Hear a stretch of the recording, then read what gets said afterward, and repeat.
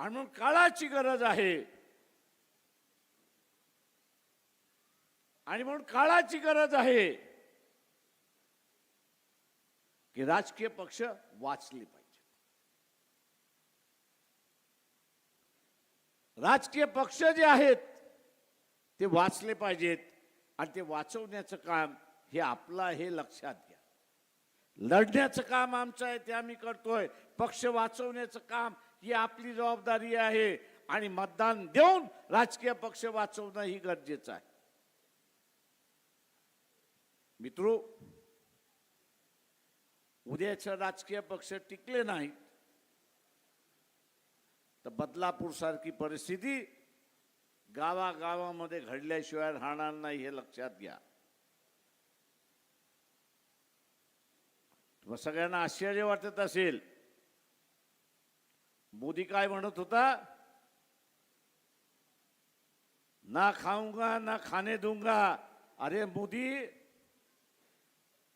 त्या राफेल मधले असणारे पैसे खाल्ले कोणी?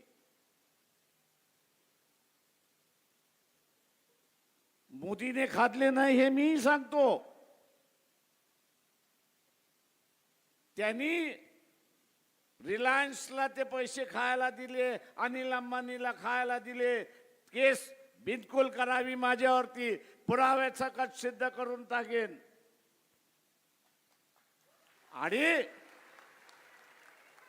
ते खाल्ल्यानंतर मोदीने अनिल अंबानीला सांगितलं अर्धे देतोस की नाही सांग.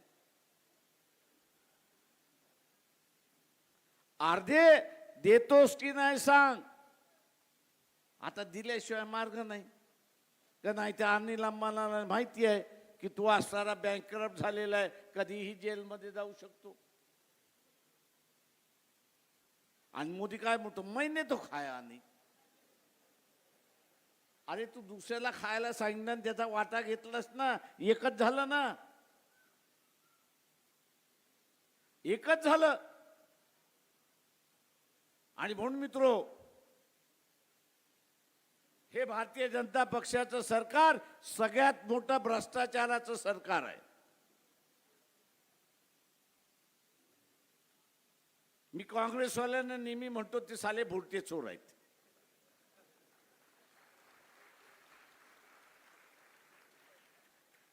ते भुरटे चोर होते. ते भुरटे चोर आपल्याला चालतात, तांदूळ पळून घेतात, गहू घेऊन जातात, तांदूळ घेऊन जातात खायला. पण हे डाकू आहेत हे लक्षात घ्या, सगळंच घेऊन जातात अशी असणारी परिस्थिती आहे.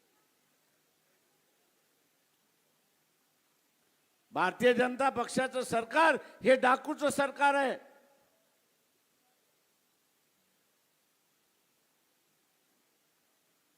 इलेक्शन संपला की माझा एक कार्यक्रम सुरुवात होणार आहे, तुम्ही साथ देणार असाल तर.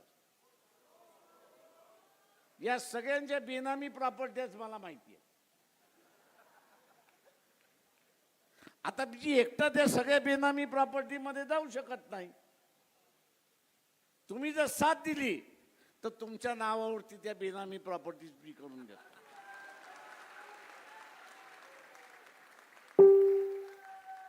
गिरीश महाजन, तुझ्यापासून आम्ही सुरुवात करतो.